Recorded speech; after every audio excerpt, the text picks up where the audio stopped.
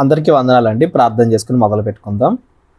మహోన్నతుడైన మా పరమ తండ్రి, కృతజ్ఞతల దేవ తండ్రి, ఇప్పటి వరకు మేము అనేక విషయాలు మాట్లాడుకోవడానికి మాకు సహాయం దయచేశారు తండ్రి.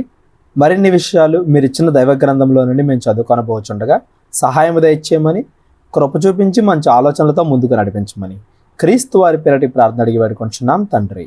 ఆమెన్. అందరికీ వందనాలండి. ముందు వీడియోలో మనం రోమిలకు రాసిన పత్రిక 1-2 అధ్యాయాలు చదువుకున్నాం. ఈ వీడియోలో 3వ అధ్యాయం నుండి మనం కంటిన్యూ చేసుకుందాం. 1-2 అధ్యాయాల్లో మనం ఏం చూసాం? ఎవరైతే అన్యులు దేవుడిని నమ్ముకోకుండా విగ్రహాలను ఆరాధించడం, దుష్క్రియలు చేయడం అలాంటి వాటికి అలవాటైపోయారో వాళ్ళ మీద దేవుని ఉగ్రత, దేవుని తీర్పు ఎలా ఉంటుందనేది మనం చూసాం. అలాగే ధర్మశాస్త్రాన్ని ఫాలో అవుతున్న ఇజ్రాయేలీలు కూడా ఆ ధర్మశాస్త్ర భావం తెలియకుండా అన్యుల్ని సున్నజ్జయించుకోమని ఎలా ఫోర్స్ చేస్తున్నారు, అది తప్పు అని పౌలు గారు వాళ్ళకి ఎలా చెప్పాడు, ఇలాంటి విషయాలన్నీ కూడా బాహ్యమైన సున్నతి కాదు, అంతరంగంగా మనం మంచిగా ఉండడమే దేవుడు కోరుకునేది ధర్మశాస్త్రం నుండి అని పౌలు గారు వాళ్ళకి ఎలా చెప్పారు, ఇలాంటి విషయాలన్నీ కూడా మనం రోమిలకు రాసిన పత్రిక 1-2 అధ్యాయాల్లో చూసాం. ఇప్పుడు 3వ అధ్యాయం నుండి మనం కంటిన్యూ చేసుకుందాం. ఈ 3వ అధ్యాయం మీ అందరికీ కూడా సింపుల్గా అర్థం అవడానికి నేను ఒక చిన్న స్టోరీ చెప్తానండి.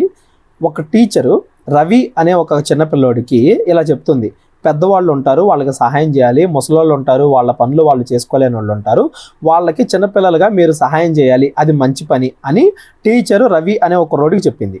ఆ పిల్లోడు విన్నాడు టీచర్ చెప్పింది, అయినా కానీ దాన్ని పాటించట్లా, ఇంటికి వెళ్తున్నాడు, యథావిధిగానే ఉంటున్నాడు, పెద్దవాళ్ళు ఎవరికి సహాయం చేయట్లా. రాజు అనే ఇంకో కుర్రోడు ఉన్నాడు.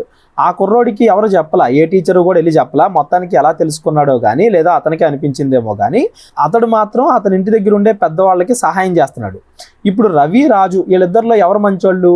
టీచర్ చెప్పినా కానీ ఎదుటి వాళ్ళకి సహాయం చెయ్యని రవి మంచోడా, ఎవరు చెప్పకపోయినా కానీ ఎదుటి వాళ్ళకి సహాయం చేస్తున్న రాజు మంచోడా? మనకు అర్థమైపోతుంది సింపుల్గా, రాజు అనే పిల్లోడు మంచోడు అని.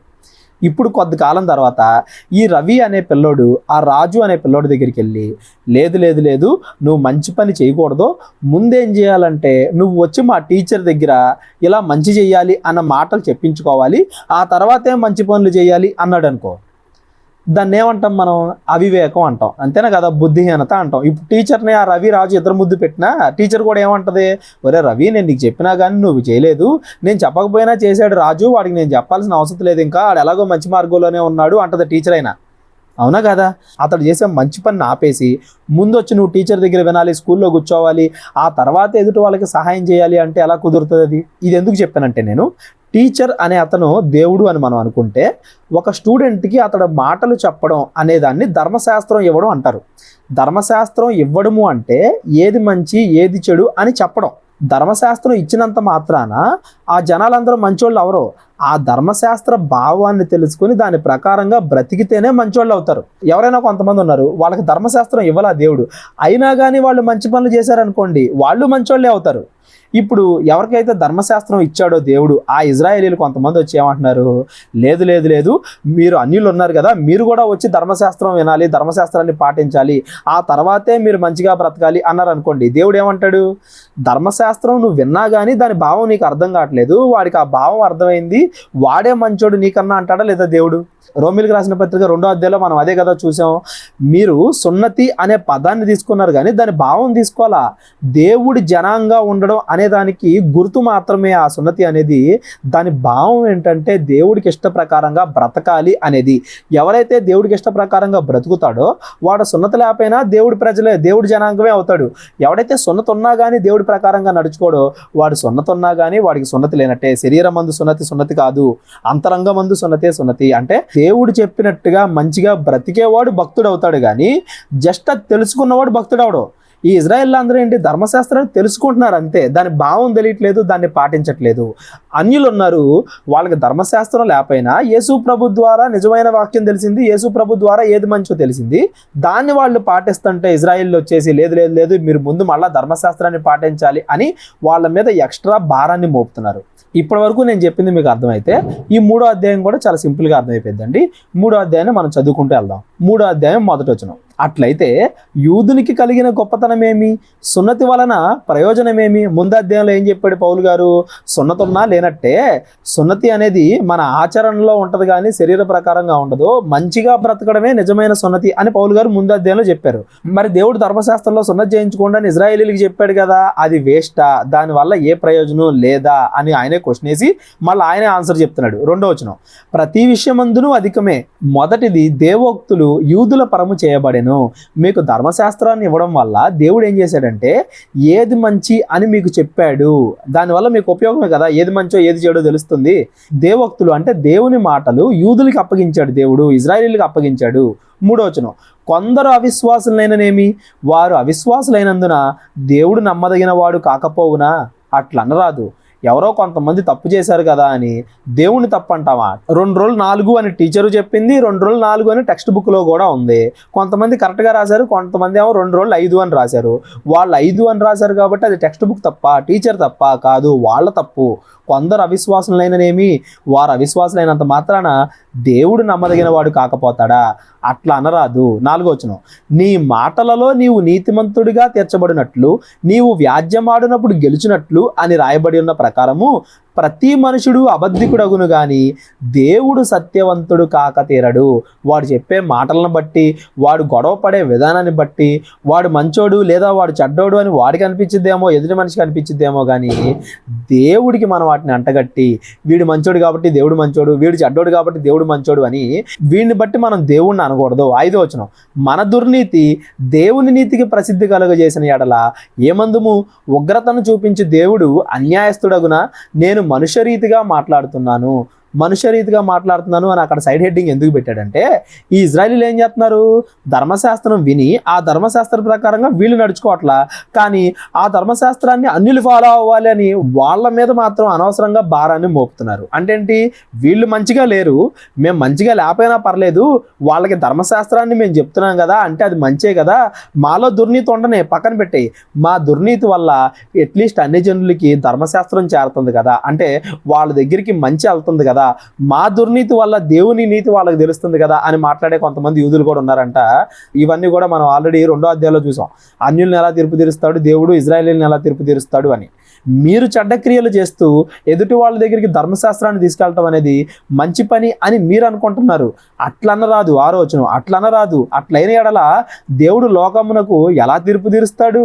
ఇజ్రాయేలీలకి ధర్మశాస్త్రం ఉంది, అన్యులకి లేదు కదా, అందరినీ ధర్మశాస్త్రంగా తీర్పు తీర్చడం అనేది ఎలా న్యాయం అవుద్ది? అలా అయితే దేవుడు ఎలా తీర్పు తీరుస్తాడు? ధర్మశాస్త్రం మీకు ఇచ్చాడు కాబట్టి మిమ్మల్ని ధర్మశాస్త్ర ప్రకారంగా తీర్పు తీర్చడం కరెక్టు, వాళ్ళకి ఇవ్వలేదు కాబట్టి వాళ్ళని మనస్సాక్షి ప్రకారంగా తీర్పు తీర్చడం అనేది కరెక్టు. ఇందా నేను ఒక ఎగ్జాంపుల్ చెప్పాను కదా, టీచర్ అడుగుతుంది రవిని, ఏమని? ఒరే నేను నీకు మంచి చేయాలని చెప్పాను కదరా, నేను చెప్పినా కానీ నువ్వు ఎందుకు చేయట్లేదు అని టీచర్ రవిని అడుగుతుంది. రాజు దగ్గరికి వెళ్ళి అడిగిద్దా ఏమని? ఒరే నేను నీకు చెప్పలేదు కదా అయినా నువ్వు ఎందుకు చేస్తున్నావు అని అడిగిద్దా? నేను చెప్పకపోయినా నువ్వు మంచి పని చేస్తున్నావు అని పొగిడిద్ది. ఇద్దరికి ఒకే రకంగా ఎలా తీర్పు తీరుస్తాం? స్కూల్కి వెళ్ళినోడికి స్కూల్కి వెళ్ళనోడికి ఇద్దరికి ఒకే రకంగా తీర్పు ఎలా తీరుస్తాం? ధర్మశాస్త్రం ఉన్నవాడికి ధర్మశాస్త్రం లేనివాడికి ఒకే రకంగా ఎలా తీర్పు తీరుస్తాం? అలా తీరిస్తే దేవుడు అన్యాయస్తుడు అవుతాడు కదా. మీకు ఈ విషయం అర్థం కావట్లేదా? అలా అయితే దేవుడు లోకాన్ని ఎలా తీర్పు తీరుస్తాడు? దేవుడు అన్యాయస్తుడు అని మీరు అనుకుంటున్నారు, కానీ దేవుడు అన్యాయస్తుడు కాదు. 7వ వచనం, దేవునికి మహిమ కలుగునట్లు నా అసత్యము వలన దేవుని సత్యము ప్రబలని ఎడల నేను ఇకను పాపినైనట్టు తీర్పు పొందనేలా? కొంతమంది అనుకుంటున్నారంట ఇలాగా, ఏమని? నేను తప్పు చేస్తే చేశానులే, నా వల్ల మంచి జరుగుతుంది కదా అని కొంతమంది అనుకుంటున్నారంట. అలా చేస్తే అది మంచి అని ఫీలింగ్లో ఉన్నారు వాళ్ళు. ఇప్పుడు ఫర్ ఎగ్జాంపుల్కి నేను దొంగతనం చేశా, ఆ వచ్చిన డబ్బుతో తీసుకెళ్ళి జనాలకు అన్నదానం చేశా. నేను అన్నదానం చేశాను కాబట్టి ఇప్పుడు నేను దొంగను అవ్వకుండా ఉంటానా? నేను మంచి చేశాను కాబట్టి నేను అంత ముందు చేసిన చెడు కార్యం పోయిద్దా? నేను మంచి ద్వారా దేవుణ్ణి ప్రకటించాను కాబట్టి నేను మంచోడిని అయిపోతానా? దేవునికి మహిమ కలుగునట్లు నా అసత్యము వలన దేవుని సత్యము ప్రబలిన ఎడల నేను ఇకను పాపినైనట్టు తీర్పు పొందనేలా అని కొంతమంది అనుకుంటున్నారంట. మేలు కలుగుటకు కీడు చేయదమని మేము చెప్పుచున్నామనియు కొందరు మమ్మును దూషించి చెప్పు ప్రకారము మేము ఎందుకు చెప్పరాదు? అట్టి వారికి కలుగు శిక్షా విధి న్యాయమే. నేను దొంగతనం చేసి ఆ దొంగతనం చేసిన దాంతో పేదవాళ్ళకి పంచాను కదా అని నేను మంచోడిని అయిపోను. పేదవాళ్ళకి పంచడం అనేది మంచి పని, కానీ దొంగతనం చేయడం అనేది మంచి పని కాదు కదా. నువ్వు అనుకోవచ్చు నేను మంచోడిని అయిపోయాను, నేను దానం చేశాను కాబట్టి అని. లేదు లేదు లేదు, దేవుడు తీర్పు తీరుస్తాడు, దేవుడు శిక్ష కలగజేస్తాడు. మేము కూడా ఏది పడితే దొంగతనం చేసి అందరికీ సువార్త ప్రకటించవచ్చు కదా, అలా మేము ఎందుకు చేయట్లేదు? పోనీ మా మీద జనాలు అలా కొంతమంది అబద్ధంగా చెప్తున్నారు కదా, అది నిజమే అన్నట్టు మేము కూడా పాటించవచ్చు కదా, ఎందుకు అలా పాటించట్లేదు? నువ్వు కీడు చేసి మేలు చేయడం కోసమే నేను అలా చేశాను, చెడ్డ పని చేసి ఒకడికి మంచి జరగాలి కాబట్టే నేను చెడ్డ పని చేశాను అని నిన్ను నువ్వు సమర్థించుకుంటున్నావేమో. అది దేవుడి దృష్టికి మంచి పని కాదు. దేవుడు తీర్పు తీరుస్తాడు, శిక్ష వేస్తాడు. ధర్మశాస్త్రం కలిగి ఉన్న ఇజ్రాయేలీలారా, మీరు ఆ ధర్మశాస్త్రాన్ని పాటించకుండా తప్పులు చేస్తూ అదే ధర్మశాస్త్రాన్ని మళ్ళా అన్యుల దగ్గరికి తీసుకెళ్ళి అదేదో పెద్ద గొప్ప పని అన్నట్టు మీరు ఫీల్ అవుతున్నారు. అలా మీరు ఫీల్ అవ్వద్దు, అది తప్పు అని పౌలు గారు చెప్తున్నారు. 9వ వచనం, అలాగైనా ఏమందుము, మేము వారికంటే శ్రేష్ఠులమా, తక్కువ వారమా? ఎంత మాత్రమును కాదు. యూదులేమి గ్రీసు దేశస్థులేమి అందరూ పాపమునకు లోనై ఉన్నారని అంతకుముందు దోషారోపణ చేసి ఉన్నాము. ఇప్పుడు ఒకడు దొంగతనం చేసి నేను ఎదుటోడికి మంచి చేయడం కోసమే దొంగతనం చేశాను, నా ఫ్యామిలీని పోషించుకోవడం కోసమే దొంగతనం చేశాను అన్నాడు. వీడి ఫ్యామిలీని పోషించాడు కాబట్టి దొంగతనం చేసైనా వీడు గొప్పోడైపోతాడా? పోనీ వీడు దొంగతనం చేశాడు కాబట్టి అసలు ఫ్యామిలీని పోషించకుండా ఉండేవాడి కంటే వీడు తక్కువడైపోతాడా? ఎంత మాత్రమును కాదు. ఎవడి క్రియలను బట్టి వాడు తీర్పు పొందుతాడు. ఎదుటోడితో కంపారిజన్ దేనికి? అన్ని జనుల కంటే మేము గొప్పవాళ్ళం, మేము ధర్మశాస్త్రాన్ని పాటించకపోయినా మా దగ్గర ధర్మశాస్త్రం ఉంది కాబట్టి మేము గొప్పవాళ్ళమే. ఇందాక చెప్పాను కదా, ఒక టీచరు రవి రాజు కదా. రవి ఏమనొచ్చు, నేను మంచి చేయకపోయినా రాజు మంచి చేసిన, టీచర్ నాకే ముందు చెప్పింది కాబట్టి మంచి చేయమని, నేను రాజు కంటే గొప్పవాడిని అని రవి అంటే ఎలాగా? ఇక్కడ విషయం వల్ల ఏంటంటే కంపారిజన్స్ అవసరం లేదు. నేను వాడికంటే గొప్పని, వాడు నాకంటే చెడ్డోడు అని మంచి చెడుల విషయంలో ఎదుటోటికి నీకు కంపారిజన్ అవసరంలా. మంచి చెడుల్ని తీర్పు తీర్చేది దేవుడు. దేవుడు మనల్ని తీర్పు తీరుస్తాడు. మనం చెడ్డవాళ్ళవా మంచివాళ్ళవా అనేది దేవుడు చూస్తాడు. అంతేగాని వాడికంటే నేను మంచోడు కాబట్టి నాకు పరలోకం, వాడికి నరకం, నాకంటే వాడు చెడ్డోడు కాబట్టి నాకు పరలోకం, వాడికి నరకం అని చెప్పి మనుషుల మధ్య కంపారిజన్స్ చేసుకోవడంలో అర్థం లేదు. యూదుడైనా గ్రీసు దేశస్థుడైనా అందరూ కూడా పాపాలు చేశారు. ఒక సమయంలో నువ్వు పాపం చేసి ఉండొచ్చు, ఇంకో సమయంలో ఇంకొకటి పాపం చేసి ఉండొచ్చు. వాడు ఇంకో 2-3 తప్పులు చేసి ఉండొచ్చు, నువ్వు ఒక తప్పే చేసి ఉండొచ్చు. లేదా నువ్వు ఎక్కువ పాపాలు చేసి ఉండొచ్చు, వాడు ఒక పాపమే చేసి ఉండొచ్చు. ఏదైనా కానీ అందరూ పాపం చేసి దేవుడికైతే దూరం అయ్యాం. ఇప్పుడు ఎవడు మంచోడు ఎవడు చెడ్డోడు అని దేవుడు తీర్పు తీర్చాలి. మనుషుల మధ్య అయితే మనందరం పాపాలు చేసిన వాళ్ళమే, మనందరం చెడ్డ వాళ్ళమే. 10వ వచనం, ఇందును గూర్చి రాయబడినది ఏమనగా, నీతిమంతుడు లేడు, ఒక్కడునూ లేడు, గ్రహించువాడెవడునూ లేడు, దేవుని వెతుకువాడు ఎవడునూ లేడు, అందరునూ త్రోవ తప్పి ఏకముగా పనికిమాలిన వారైరి, మేలు చేయువాడు ఒకడును లేడు. ఎందుకు ఈ పదాలు చెప్తున్నాడంటే, ఇజ్రాయేలీలు ఏమంటున్నారు, మేం మంచోళ్ళం, అన్యులందరూ చెడ్డోళ్ళు అంటున్నారు. ఒరే బాబు, అన్యులు చెడ్డోళ్లే, మీరు చెడ్డోళ్లే. మీ దగ్గర ధర్మశాస్త్రం ఉన్నంత మాత్రాన మీరు మంచోళ్ళు కాదు, దాని ప్రకారంగా మీరు నడుచుకోవట్లేదు కదా. అలా చూస్తే మీరు చెడ్డోళ్లే, అన్ని జనులు చెడ్డోళ్లే, అందరూ చెడ్డోళ్లే. వాడికంటే నేను మంచి, నాకంటే వాడు మంచి అని మీరు కంపేర్ చేసుకోవాల్సిన అవసరమే లేదు. ప్రతి మనిషి ఏదో ఒక సమయంలో ఏదో ఒక చోట తప్పులు చేసేవాళ్లే. నీతిమంతుడు ఎవడూ కాదు. ఒకవేళ వాడు తర్వాత మారితే, వాడి హృదయం బాగుంటే వాడు నీతిమంతుడని దేవుడు తీర్పు తీర్చాలే కానీ మనుషులు మాట్లాడుకుంటూ నేను నీకంటే ఎక్కువ నీతిమంతుడిని, ఇజ్రాయిల్ అందరూ నీతిమంతులు, అనిలందరూ చెడ్డోళ్ళు, ధర్మశాస్త్రం ఉంది కాబట్టి నేను నీతిమంతుడిని అని నీతిమంతులని మీకు మీరే అనుకోవద్దు. ప్రతి మనిషి కూడా ఏదో ఒక సమయంలో తన జీవితంలో తప్పు చేస్తున్నాడు. అలా తప్పు చేస్తున్నాడు కాబట్టి అతడు పాపి అవుతున్నాడు, చెడ్డవాడు అవుతున్నాడు. మనుషులందరూ చెడ్డవాళ్లే, ఎందుకంటే ఏదో ఒక సమయంలో వాళ్ళ జీవితంలో వాళ్ళు తప్పులు చేస్తున్నారు కాబట్టి. తప్పు అంటే ఆజ్ఞాతిక్రమే పాపం. బైబిల్లో దేవుడు అబద్ధం ఆడొద్దు, వ్యభిచారం చేయొద్దు, దొంగతనం చేయొద్దు, నరతి చేయొద్దు అని చెప్పాడు కదా. వాటిలో ఏ ఒక్కదాన్ని మీరినా మనం పాపులమే అవుతాము. నేను దొంగతనమే చేశాను, వాడు నరతి చేశాడు కాబట్టి నేను వాడికంటే మంచోడిని, నేను నీతిమంతుడిని నువ్వు అనుకోవాల్సిన అవసరమే లేదు. నువ్వు నీతిమంతుడివి కాదు, వాడు నీతిమంతుడు కాదు. ఎవడైనా మారితే వాడు నీతిమంతుడో కాదో చెప్పాల్సింది దేవుడు. మనకు మనం అనుకోవడం వల్ల ఉపయోగం లేదు. నీతిమంతుడు లేడు, ఒక్కడు కూడా లేడు. చచ్చిపోయేంత వరకు పాపం చేయకుండా ఉండేవాడు ఒక్కడు కూడా లేదు, యేసుప్రభు తప్ప. భూమి మీద ఎవరైనా సరే ఏదో ఒక సమయంలో పాపం చేసిన వాళ్ళే. అదే మాట్లాడుతూ నీతిమంతుడు లేడు, ఒక్కడు లేడు, గ్రహించువాడు ఎవడును లేడు, వెతుకువాడు ఎవడు లేడు, అందరూ త్రోవ తప్పి ఏకముగా పనికి మాలిన వారైరి, మేలు చేయువాడు లేడు, ఒక్కడైనను లేడు. వారి గొంతుక తెరిచిన సమాధి, తమ నాలుకతో మోసము చేయుదురు, వారి పెదవుల కింద సర్ప విషమున్నది. బూతులు మాట్లాడతారు, ఏది పడితే చెప్తారు. నోరు తెరిచారంటే ఎదుటి వాడిని చంపేసేలాగా, చచ్చిపోవాలనిపించేలాగా ఇష్టం వచ్చిన మాటలు, బూతులు మాట్లాడతారు. వారి నోటి నిండా శపించుటయు పగయు ఉన్నవి, రక్తము చిందించుటకు వారి పాదములు పరిగెత్తుచున్నవి, నాశనమును కష్టమును వారి మార్గములో ఉన్నవి, శాంతి మార్గము వారెరుగరు, వారి కన్నుల ఎదుట దేవుని భయము లేదు, ప్రతి నోరు మూయబడినట్లు సర్వలోకము దేవుని శిక్షకు పాత్రమగునట్లు ధర్మశాస్త్రము చెప్పుచున్న వాటన్నింటినీ ధర్మశాస్త్రమునకు లోనైన వారితో చెప్పుచున్నదని ఎరుగుదుము. మీరు ధర్మశాస్త్రాన్ని ఫాలో అవుతున్నారు కదా, ఆ ధర్మశాస్త్రమే మీతో చెబుతుంది ఏమని? నీతిమంతుడు లేడు, ఒక్కడు కూడా లేడు అని. ఆ ధర్మశాస్త్రమే చెబుతుంది ఏమని? ఒక్క తప్పు చేయకుండా ఉండే ఎవడూ కూడా లేడు అని. ఆ ధర్మశాస్త్రమే మీతో చెబుతుంది ఏమని? ప్రతి మనిషి కూడా దేవుని శిక్షకు పాత్రుడు అని. అంటే ప్రపంచంలో ఉన్న ఏ మనిషినైనా తీసుకోండి, వాళ్ళు ఇజ్రాయేలీలు అవని, అనిల్ అవని, ఎవరైనా అవని, ఇప్పుడున్న ప్రపంచం అయినా అవని, ఒక మనిషి తాను చచ్చిపోయేంత వరకు ఒక్క తప్పైనా చేయకుండా ఉంటున్నాడా అంటే ఉండట్లేదు. అలా చూస్తే ప్రతి మనిషి కూడా ఏదో ఒక సమయంలో తప్పు చేసిన వాడే. కాబట్టి ప్రతి మనిషి కూడా అనీతిమంతుడే, అంటే నీతిమంతుడు కాదు. కాబట్టి దేవుడి శిక్షకు పాత్రుడు. ప్రతి మనిషిని కూడా యాక్చువల్గా మాట్లాడుకుంటే దేవుడు నరకానికి పంపించాలి. కానీ మనం మారితే, మనం మంచోళ్ళుగా ఉంటే, మనం మనసు మార్చుకుంటే దేవుడు మనల్ని నీతిమంతుడిగా తీర్పు తీరుస్తాడు. మనంగా నీతిమంతులు అవ్వం, ఎందుకంటే ఏదో ఒక సమయంలో మనం తప్పు చేస్తున్నాం కాబట్టి. దేవుడు మనల్ని క్షమిస్తున్నాడు కాబట్టి మనం నీతిమంతులు అవుతాం. దేవుడు చెప్పాలి ఎవరు నీతిమంతుడు కాదు అని. అంతేగాని నేను యూదుడిని, నేను నీతిమంతుడిని, నువ్వు అన్యుడివి, నువ్వు నీతిమంతుడివి కావు, నేను మంచోడిని, నువ్వు చెడ్డోడివి, నీకంటే నేను మంచోడిని, పోన్లే నేను తప్పులు చేసి ఉండొచ్చు అయినా కానీ నీకంటే నేను మంచోడిని, ఎందుకంటే నేను ఇజ్రాయేల్ని కాబట్టి, నీకంటే నేను నీతిమంతుడిని అని ఒకళ్ళనొకళ్ళు కంపేర్ చేసుకోవాల్సిన అవసరం లేదు. ప్రతి మనిషి చెడ్డోడే. ఒకవేళ వీడు మంచోడు, వీడు నీతిమంతుడు అని చెబితే అలా చెప్పే ఆ హక్కు ఎవరికి ఉంటుందంటే కేవలం దేవునికి ఉంటుంది, కానీ ఇంకో మనిషికి ఉండదు. 21వ వచనం, ఇట్లుండగా ధర్మశాస్త్రమునకు వేరుగా నీతి బయలుపడుచున్నది, దానికి ధర్మశాస్త్ర ప్రవక్తలను సాక్ష్యం ఇచ్చుచున్నారు. ధర్మశాస్త్రం ఉన్నంత మాత్రాన మీరు నీతిమంతులు అయిపోరు. ధర్మశాస్త్రం వేరు, దేవుని నీతి వేరు. అది యేసుక్రీస్తునందలి విశ్వాసం మూలమైనదై నమ్ము వారందరికీ కలుగు దేవుని నీతి అయి ఉన్నది. నీతిమంతుడు అనేవాడు దేవుని నమ్ముకుంటే దేవుడు చెప్తాడు నువ్వు నీతిమంతుడో కాదు అని. అంతేగాని మనం అనుకోవడం వల్ల ఉపయోగం లేదు. ధర్మశాస్త్రం ఉంటే నువ్వు నీతిమంతుడు అయిపోవు. ఇందాకడే నేను ఒక స్టోరీ చెప్పాను కదా, టీచరు ఒక స్టూడెంట్కి చెప్పింది నువ్వు పెద్దవాళ్ళకి సహాయం చేయాలి అని. అంటే ధర్మశాస్త్రం ఇచ్చింది. ధర్మశాస్త్రం ఇచ్చినంత మాత్రాన ఆ స్టూడెంట్ మంచోడు అయిపోడు. సహాయం చేస్తే అప్పుడు మంచోడు అవుతాడు. ధర్మశాస్త్రం వల్ల ఉపయోగం ఏంటి?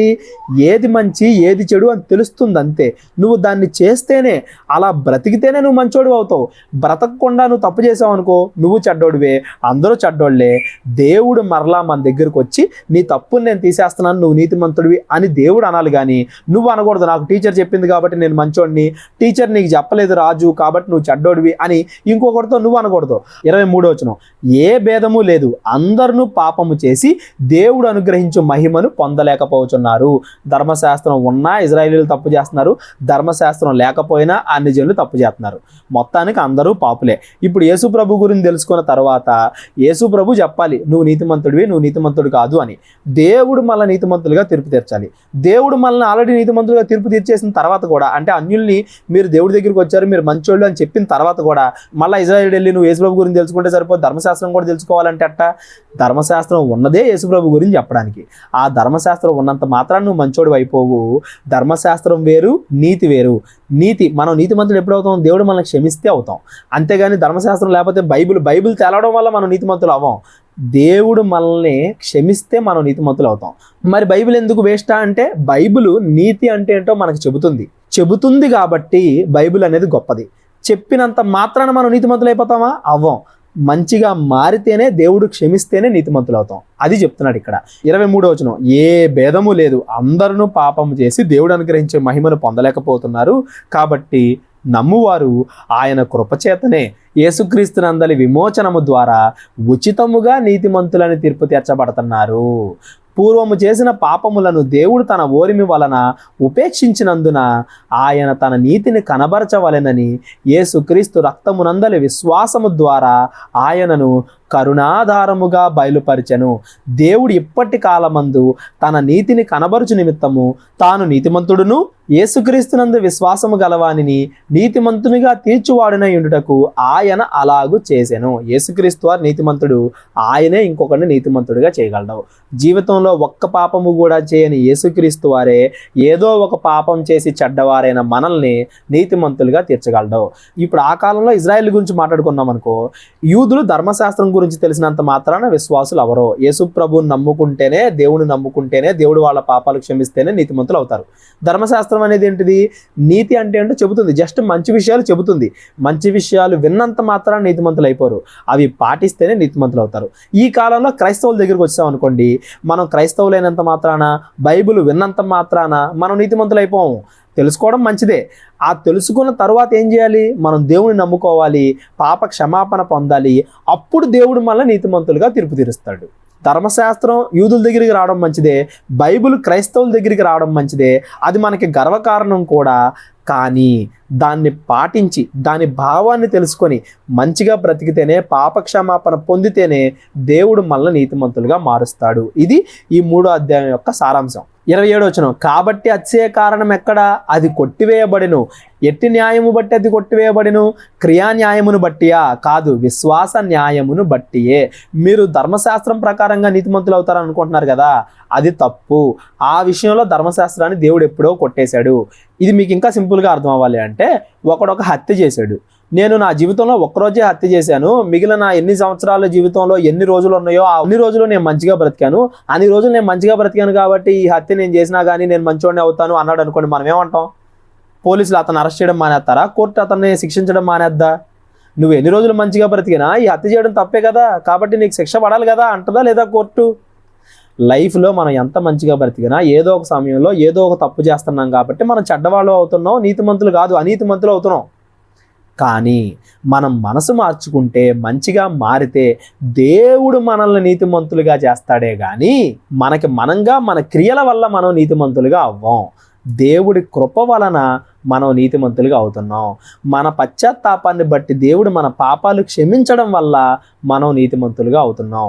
ధర్మశాస్త్రం వాళ్ళ దగ్గరికి వచ్చింది కాబట్టి యూదులు నీతిమంతులు అవరు, బైబిల్ మన దగ్గరికి వచ్చింది కాబట్టి మనం క్రైస్తవ్యంలో ఉన్నాం కాబట్టి మనం నీతిమంతులు అవ్వం. ధర్మశాస్త్ర భావాన్ని వాళ్ళు తెలుసుకోవాలి, బైబిల్ భావాన్ని మనం తెలుసుకోవాలి. దాని ప్రకారంగా మనం జీవించినప్పుడే, మనం పాపాలకి పశ్చాత్తాపడ్డప్పుడే, దేవుడు మన పాపాలు తీసినప్పుడే దేవుడు మనల్ని నీతిమంతులుగా చేస్తాడు, మనంగా అవ్వం. 28వ వచనం, కాగా ధర్మశాస్త్ర సంబంధమైన క్రియలు లేకుండా విశ్వాసము వలననే మనుషులు నీతిమంతులుగా తీర్చబడుచున్నారని ఎంచుచున్నాము. దేవుడు యూదులకు మాత్రమే దేవుడా? అన్ని జనులకు దేవుడు కాదా? అవును, అన్ని జనులకు కూడా దేవుడే.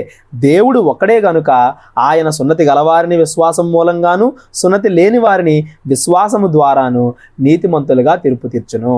సున్నతున్నా లేకపోయినా, నువ్వు ఇజ్రాయేలుడైనా యూదుడైనా ఎవడైనా కానీ నీ విశ్వాసాన్ని బట్టి నిన్ను నీతిమంతుడిగా తీర్పు తీరుస్తాడు. మన విశ్వాసం బాగుంటే, మన విశ్వాసాన్ని బట్టి, మన మనస్సాక్షిని బట్టి దేవుడు మనల్ని మంచి వాళ్ళగా, నీతిమంతుడిగా తీర్పు తీరుస్తాడు. 31వ వచనం, విశ్వాసము ద్వారా ధర్మశాస్త్రము నిర్ధకము చేయుచున్నామా?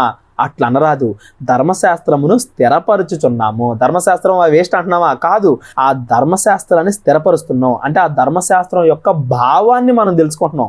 మీరు ఇప్పుడు దాకా అక్షరానుసారంగా చదివారేమో, ఆ ధర్మశాస్త్రం చెప్పేది కూడా ఇదే ధర్మశాస్త్ర భావము అని చెప్పి పౌలు గారు వాళ్ళతో చెప్తున్నాడు. ఈ 3వ అధ్యాయం ఎక్కడ కూడా జన్మ పాపానికి సంబంధించింది కాదండి ఇది.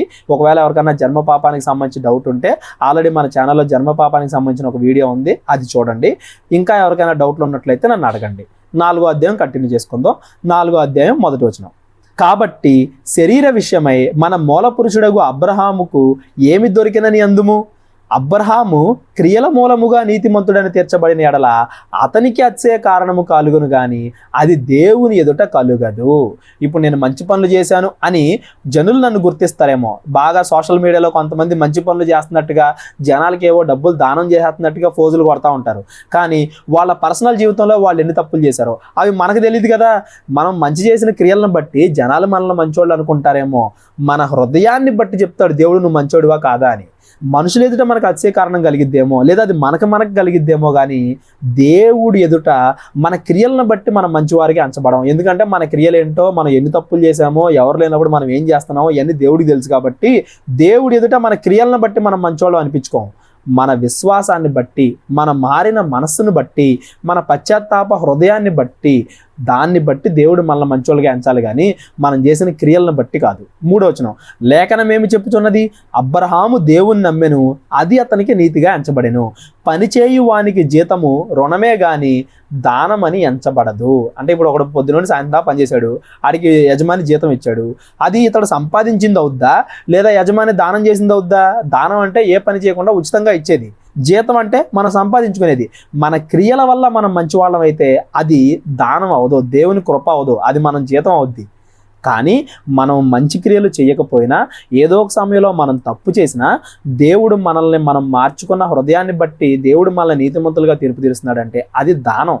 దేవుడు మనకి ఆ నీతి అనే దాన్ని దానంగా ఇచ్చాడు, కృపగా ఇచ్చాడు. అంతేగాని మన క్రియలను బట్టి మనం అది సంపాదించుకున్నది కాదు. పని చేయక భక్తిహీనుని నీతిమంతునిగా తీర్పు తీర్చువాని అందు విశ్వాసం ఉంచువానికి వాని విశ్వాసము నీతిగా ఎంచబడుచున్నది. అంటే దేవుడి మీద విశ్వాసం ఉంచడం వల్ల మనం నీతిమంతులుగా తీర్పు తీర్చబడుతున్నాం కానీ మనం ఏదో మంచి క్రియలు చేసాము అని కాదు. యేసు ప్రభు వారు కూడా ఒక మాట అంటాడు కదా, బాగున్న వాడికి వైద్యుడు అవసరం లేదు, రోగం వచ్చిన వాడికే వైద్యుడు అవసరం. నేను నా జీవితంలో ఒక్క తప్పు కూడా చేయలేదు, నేను నా జీవితం అంతా మంచిగానే బ్రతికాను, నా జీవితం అంతా మంచి పనులే చేశాను అని నువ్వు అనుకున్నావు అనుకో, నీకు దేవుడు అవసరంలా. కానీ మనకు తెలుసు మనం మన జీవితంలో ఏదో ఒక తప్పు చేసి మనం అనీతిమంతులం అయ్యాం, చెడ్డవాళ్ళం అయ్యాం అని మనకు తెలుసు. అప్పుడు మనకి ఎవరు కావాలి? మనల్ని క్షమించేవాడు కావాలి. ఎవడు మనల్ని క్షమించగలడు? ఏ తప్పు చేయని వాడే తప్పు చేసిన మనల్ని క్షమించగలడు. అది కేవలం యేసు ప్రభు వల్ల మాత్రమే కలిగిద్ది. అది దానం, మనం మన క్రియల ద్వారా సంపాదించింది కాదు. మరి క్రియలు వేస్టా? విశ్వాసము వాని క్రియల ద్వారా బయలుపరచబడను, క్రియలు లేని విశ్వాసం మృతం అని చదువుకున్నాం కదా. మనల్ని దేవుడు నీతిమంతుడిగా తీర్చిన తరువాత దాని ఫలము మనం మంచి పనులు చేయడం. మనం మంచి పనులు చేయడం వల్ల మనం నీతిమంతులు అవ్వట్లా, దేవుడు మనల్ని మన పాపాలు క్షమించి నీతిమంతులుగా మార్చాడు కాబట్టి మనకి ఉచితంగా వచ్చిన దాన్ని మనం ఉచితంగా ఇవ్వాలి అన్నట్టు. దేవుడు మనల్ని క్షమించాడు కాబట్టి మనం వేరే వాళ్ళని క్షమించాలి. దేవుడు మనల్ని ప్రేమించాడు కాబట్టి మనం వేరే వాళ్ళని ప్రేమించాలి. దేవుడు మనకు కావాల్సిన ఇస్తున్నాడు కాబట్టి మనకు పొరుగు వారికి కూడా మనం కావాల్సినవన్నీ ఇవ్వాలి. మనం తప్పు చేసినప్పుడు దేవుడు మనల్ని క్షమిస్తున్నాడు కాబట్టి ఎదుటోడు మన ఎడల తప్పు చేసినా మనం క్షమించాలి. దేవుడు తన కోపం మనమే చూపించకుండా మనల్ని క్షమిస్తున్నాడు కాబట్టి మనం వేరే వాడి మీద కోపాన్ని చూపించకూడదు. దేవుడు మనకి ఉచితంగా ఇచ్చిందని మనం వేరే వాడికి ఇవ్వాలి ఉచితంగా. అంటే దేవుడు మన నీతిమంతుడిగా మార్చాడు కాబట్టి మనం మంచి క్రియలు చేస్తున్నాం, కానీ మనం మంచి క్రియలు చేశాం కాబట్టి మనం నీతిమంతులు అవ్వం. ఈ వచనాలన్నీ కూడా నా జీవితంలో నేను ఒక్క తప్పు కూడా చేయలేదు, నేను నీతిమంతుడిని అనేవాడి కోసం కాదు. అసలు అలాంటి వాడు ఎవడో ఉండడు అనుకోండి, అది వేరే విషయం. మనకు తెలుసు కదా, మన జీవితంలో మనం ఏదో ఒక సమయంలో ఏదో ఒక తప్పు చేసామని. మనందరి గురించి మాట్లాడుతూ దేవుడు ఏమంటున్నాడంటే, మీరు ఏదో ఒక తప్పు చేశారు, మీరు నీతిమంతులు కాదు, అయినా మీ మారిన హృదయాన్ని బట్టి నేను మిమ్మల్ని నీతిమంతులుగా తీరుస్తున్నాను అని అంటున్నాడు. 6వ వచనం, ఆ ప్రకారమే క్రియలు లేకుండా దేవుడు ఎవడిని నీతిమంతుడిగా ఎంచునో ఆ మనుష్యుడు ధన్యుడని దావీదు కూడా చెప్పుచున్నాడు. ధర్మశాస్త్రం కూడా ఇదే చెప్తుంది. ఏలైనగా తన అతిక్రమములకు పరిహారము పొందినవాడు, తన పాపములకు ప్రాయశ్చిత్తం పొందినవాడు ధన్యుడు. ప్రభువు చేత నిర్దోషి అని ఎంచబడినవాడు ధన్యుడు. ఇవాళ మనం మన పాపాలకు పశ్చాత్తాపడి బాప్తిస్మం తీసుకుంటున్నాం. బాప్తిస్మము తీసుకున్న వెంటనే దేవుడు మన పాపాలు క్షమించి మన నీతిమంతుడిగా తీరుస్తున్నాడు. మనం ఇంకా ఏమన్నా మంచి పనులు చేస్తామా? జస్ట్ మనం పశ్చాత్తాపడ్డాం కాబట్టి దేవుడు మన పాపాలన్నీ కూడా తీసాడు. ఆ తర్వాత నుండి మనం మంచి క్రియలు చేయాలి. దేవుడు మనల్ని మంచి వాళ్ళుగా మార్చాడు కాబట్టి మనం మంచి పనులు చేయాలి. కానీ అంతేగాని నువ్వు ఎన్ని తప్పులు చేసినా నేను కొన్ని మంచి పనులు కూడా చేశాను కాబట్టి నేను నీతిమంతుడిని అని మనం అనుకుంటే సరిపోదు. నీతిమంతుడిగా ఎవరిని తీర్పు తీర్చాలన్నా అది దేవుడే. 9వ వచనం, ఈ ధన్యవచనము ఏది? విశ్వాసం ద్వారా మాత్రమే నీతిమంతుడిగా తీర్చబడతాం, క్రియల వల్ల కాదు అనేది సున్నతికి అలవాటి గురించి చెప్పబడినదా, సున్నతి లేని వారిని గురించి చెప్పబడినదా? అబ్రహాము యొక్క విశ్వాసము అతనికి నీతి అని ఎంచబడుచున్నాము కదా, మంచిది. అది ఏ స్థితి అంది ఎంచబడిను? సున్నతి కలిగి ఉన్నప్పుడా, సున్నతి లేనప్పుడా? సున్నతి కలిగి ఉన్నప్పుడు కాదు, సున్నతి లేనప్పుడే. అబ్రహాము సున్నతి చేసుకోకుండా ఉన్నప్పుడే దేవుడు అబ్రహాము నీతిమంతుడు అని చెప్పాడు. ఎలా చెప్పాడు? ధర్మశాస్త్రాన్ని బట్ట కాదు, సున్నతిని బట్ట కాదు, అతని హృదయాన్ని బట్టి. 11వ వచనం, మరియు సున్నతి లేని వారైనను నమ్మిన వారందరికీ అతడు తండ్రి ఎగుట వలన వారికి నీతి ఆరోపించుటకై అతడు సున్నతి పొందక మునుపు తనకు కలిగిన విశ్వాసం వలన నీతికి ముద్రగా సున్నతి అను గుర్తు పొందెను. ఈ కాలంలో బాప్తిజం అనేది దేవుడు మనల్ని మంచివారిగా మార్చాడు అంటానికి గుర్తు. అది ఎప్పుడు కలిగిద్ది? మన హృదయం మారినప్పుడు కలిగిద్ది. హృదయాన్ని బట్టి దేవుడు మనల్ని మంచివాళ్ళగా నీతిమంతులుగా తీర్పు తీరుస్తాడే కానీ మన క్రియలను బట్టి కాదు. క్రియలు అనేవి ఆ తర్వాత రావాలి. దేవుడు మనల్ని మంచి వాళ్ళగా చేసిన తర్వాత దాన్ని మనం క్రియలో చూపించాలి. అంతేగాని క్రియలు చేశాం కాబట్టి మంచి వాళ్ళం కాదు, అంటే రివర్స్లో కాదు. 13వ వచనం, అతడు లోకమునకు వారసుడగునను వాగ్దానము అబ్రహాముకైనను అతని సంతానముకైనను ధర్మశాస్త్రం మూలముగా కలగలేదు గాని విశ్వాసం వలనైనా నీతి మూలముగానే కలిగెను. ధర్మశాస్త్రం వల్ల అబ్రహాము నీతిమంతుడు అవలేదు. ధర్మశాస్త్ర సంబంధులు వారసులైన ఎడల విశ్వాసం వ్యర్థమగును, వాగ్దానము వ్యర్థమగును. కేవలం మీ దగ్గర ధర్మశాస్త్రం ఉంది కాబట్టి మీరు మాత్రమే అబ్రహాముకు వారసులని మీరు అనుకుంటున్నారేమో. ఎవడైతే విశ్వాసము కలిగి ఉంటాడో వాళ్ళందరూ అబ్రహాముకు వారసులే. కేవలం ఇజ్రాయేలీలైన మీరు మాత్రమే కాదు, అన్యులు కూడా అబ్రహాముకు వారసులే. దేన్ని బట్టి? విశ్వాసాన్ని బట్టి. ధర్మశాస్త్రాన్ని బట్టి ఎవడో వారసుడు కాదు. 15వ వచనం, ఏలయనగా ధర్మశాస్త్రము ఉగ్రతను పుట్టించును, ధర్మశాస్త్రము లేని ఎడల అతిక్రమము లేకపోవును. మీ దగ్గర ఇప్పుడు ధర్మశాస్త్రం ఉండబట్టే కదా మీరు వాళ్ళ మీద కోపడుతున్నారు. మీ దగ్గర ధర్మశాస్త్రం ఉండబట్టే కదా మీరు అన్యుల్ని పాపులు అంటున్నారు. ఈ హేతువు చేత ఆ వాగ్దానము యావత్ సంతతికి అనగా ధర్మశాస్త్రము గలవారికి మాత్రమే కాక అబ్రహాముకున్న విశ్వాసము గలవారికి కూడా దృఢము కావాలని కృపను అనుసరించినదై ఉండునట్లు అది విశ్వాస మూలమైనది. ఎవడైనా కానీ విశ్వాసం కలిగి ఉన్నాడు అంటే వాడు అబ్రహాము యొక్క సంతానమే, అబ్రహాము యొక్క వారసుడే. మీరు అబ్రహాం వారసులని మీకు మీరు పొంగిపోవద్దు. 17వ వచనం, తాను విశ్వసించిన దేవుని ఎదుట అనగా మృతులను సజీవులుగా చేయువాడును లేని వాటిని ఉన్నట్టుగానే పిలుచువాడైన దేవుని ఎదుట మనందరికీ తండ్రి ఉన్నాడు. ఇందును గూర్చి నిన్ను అనేక జనములకు తండ్రిగా నియమించితిని అని వ్రాయబడి ఉన్నది. కేవలం అబ్రహాము కడుపు నుండి వచ్చిన వాళ్ళు మాత్రమే, కేవలం ఇజ్రాయేలీలు మాత్రమే దేవుడి ప్రజలు అనుకుంటే అది పొరపాటు. ఎవరికైనా కానీ విశ్వాసం ఉందంటే వాళ్ళు అబ్రహాము యొక్క సంతానమే. వాళ్ళందరూ కూడా దేవుడి ద్వారా నీతిమంతులుగా తీర్చబడ్డవారే. ఇప్పుడు ఇజ్రాయేలీలు ఉన్నారు, ఇజ్రాయేలీలు కాకుండా అన్యుల్లో ఎవరైనా కానీ విశ్వాసం కలిగి ఉన్నా వాళ్ళు కూడా అబ్రహాం పిల్లలే అవుతారు. రాహాబ్ అనే వేశ్యను మనం చూడలేదు, అన్యుల నుంచి ఇజ్రాయేల్లో కలిసింది. అలా అనేక మంది అన్యుల్ని దేవుడు పాత నిబంధన కాలంలో మార్చినట్టుగా మనం చూడలేదా? విశ్వాసాన్ని బట్టి దేవుడు చూస్తాడు, అంతేగాని ధర్మశాస్త్రాన్ని బట్టి లేదా ఇది ఇజ్రాయేలీడా కాదా లేదా ఇది సున్నతి చేయించుకున్నాడా లేదా ఇలాంటి విషయాలను బట్టి దేవుడు నీతిమంతుడిగా ఎవరిని తీర్పు తీర్చడు. 18వ వచనం, నీ సంతానము ఇలాగు ఉండునని చెప్పిన దాన్ని బట్టి తాను అనేక జనములకు తండ్రి అగునట్లు నిరీక్షణకు ఆధారము లేనప్పుడు అతడు నిరీక్షణ కలిగి నమ్మెను. మరియు అతడు విశ్వాసమందు బలహీనుడిగా కాక రమారమి 100 ఏండ్ల వయసు గలవాడై ఉండి అప్పటికి తన శరీరము మృతతుల్యమైనట్టును శారా గర్భమును మృతతుల్యమైనట్టును ఆలోచించెను గాని అవిశ్వాసము వలన దేవుని వాగ్దానము గురించి సందేహింపక దేవుణ్ణి మహిమపరిచి ఆయన వాగ్దానము చేసిన దాన్ని నెరవేర్చుటకు సమర్థుడని రూఢిగా విశ్వసించి విశ్వాసము వలన బలము పొందెను. అబ్రహాం విశ్వాసం ఎంత గొప్పదో చెప్తున్నాడండి. తన శరీరం మీద తాను సందేహపడ్డాడు కానీ దేవుడి మీద సందేహపడలేదు. దేవుడి మీద ఏ అవిశ్వాసము లేకుండా విశ్వాసంగా బ్రతికాడు కాబట్టి విశ్వాసం వల్ల అబ్రహాం నీతిమంతుడయ్యాడు. ఇవాళ కూడా విశ్వాసం ఉన్నవాళ్లే అబ్రహాం యొక్క సంతానం, విశ్వాసం ఉన్నవాళ్లే అబ్రహాం లాగా దేవుడి జనాంగం అవుతారు. కానీ ధర్మశాస్త్రం కలిగి ఉన్నంత మాత్రాన మీరు నీతిమంతులుగా అవ్వరు. అందుచేత అది అతనికి నీతిగా ఎంచబడెను. అది అతనికి ఎంచబడినని అతని నిమిత్తము మాత్రమే కాదు గాని మన ప్రభువైన యేసును మృతుల్లో నుండి లేపిన వాని యందు విశ్వాసం ఉంచిన మనకును ఎంచబడునని మన నిమిత్తము కూడా వ్రాయబడెను. ఈ వచనం కేవలం అబ్రహాము కోసమే రాయబడలేదు. విశ్వాసం వలన నీతి కలుగుద్ది అనేది కేవలం అబ్రహాముకు చెందింది మాత్రమే కాదు. ఏ మనుషుడైనా, వాడు అన్యుడైనా ఇజ్రాయేలుడైనా, ఏ ప్రాంతం వాడైనా, ఏ దేశం వాడైనా, ఎవడైనా, ఏ భాష మాట్లాడేవాడైనా దేవుడి యందు విశ్వాసం ఉంచితే, తన పాపాలకు పశ్చాత్తాప పడితే దేవుడు అతన్ని మంచివాడిగా నీతిమంతుడిగా తీర్పు తీరుస్తాడు. అతన్ని దేవుడు నీతిమంతుడిగా తీర్పు తీర్చాడు అనడానికి అతని క్రియలు సాక్ష్యం. అంతేగాని అతని క్రియల వల్ల దేవుడు అతన్ని నీతిమంతుడిగా తీర్చట్లేదు. ఎందుకు తీర్చట్లేదు? ఏదో ఒక సమయంలో మనం అందరం ఏదో ఒక పాపం చేసి ఉంటున్నాం కాబట్టి మన క్రియలను బట్టి మనం మంచివాళ్ళం అవ్వం. దేవుడు మన హృదయాన్ని చూసి మనల్ని క్షమించడం వల్ల దేవుడు మనల్ని మంచివాళ్ళగా నీతిమంతులుగా మారుస్తున్నాడు. దేవుడు మనల్ని నీతిమంతులుగా మారుస్తున్నాడు, మన క్రియల బట్టి కాదు. ఆయన మన అపరాధముల నిమిత్తము అప్పగింపబడి మనము నీతిమంతులుగా తీర్చబడుటకై లేపబడెను. యేసుక్రీస్తు శిలువ ద్వారా ఈరోజు మనం నీతిమంతులుగా తీర్చబడుతున్నాం. ఈ 3వ అధ్యాయం 4వ అధ్యాయం సారాంశం ఏంటంటే, అప్పుడున్న ఇజ్రాయేలీలు యూదులు మేము ధర్మశాస్త్రం ఉంది కాబట్టి మేము గొప్పవాళ్ళం అని ఫీల్ అవుతున్నారు. దేవుడేమో మీరు ధర్మశాస్త్రం ఉన్నంత మాత్రాన గొప్పోళ్ళు అయిపోరు, హృదయమందు దేవుడిని విశ్వసించిన వాడే గొప్పోడు, వాణ్ణి దేవుడు నీతిమంతులుగా చేస్తాడు. నీకు ధర్మశాస్త్రం ఉన్నా లేకపోయినా హృదయమందు ఎవరైతే దేవుడిని విశ్వసిస్తారో, హృదయమందు ఎవరైతే వాళ్ళ పాపాలకి పశ్చాత్తాపడతారో వాళ్ళని దేవుడు నీతిమంతులుగా తీర్పు తీరుస్తాడు. మన క్రియల బట్టి కాదు. క్రియల బట్టి అయితే మన అందరికీ తెలుసు, మనం చిన్నప్పటి నుంచి ఎన్ని తప్పులు చేసామో. దేవుడు ఆ క్రియలన్నీ స్క్రీన్ మీద వేస్తే మనం మంచోళ్ళుగా కనపడతామో చెడ్డోళ్ళుగా కనపడతామో మనకు తెలుసు. మన క్రియలను బట్టి మనం మంచోళ్ళు అవ్వట్లేదు. దేవుడు మనల్ని నీతిమంతులుగా తీర్చడం వల్ల మనం మంచోళ్ళు అవుతున్నాం. మరి మిగతా వర్సెస్ ఉంటాయి కదా, క్రియలు లేని విశ్వాసం వ్యర్థము, క్రియల మూలంగా విశ్వాసం అదేంటి ఏంటి? అవన్నీ ఏంటంటే మనం మారిన తర్వాత, దేవుడు మనల్ని నీతిమంతులుగా మార్చిన తర్వాత దానికి రుజువుగా మనం మంచి పనులు చేస్తాం. దేవుడు మనల్ని నీతిమంతులుగా మార్చిన తర్వాత మనం మంచి పనులు చేయలేదనుకోండి, మంచిగా బ్రతకట్లేదు అనుకోండి, అసలు దేవుడు మనల్ని నీతిమంతుడిగా మార్చలేదని దాని అర్థం. దేవుడిని మనం తెలుసుకోలేదని దాని అర్థం.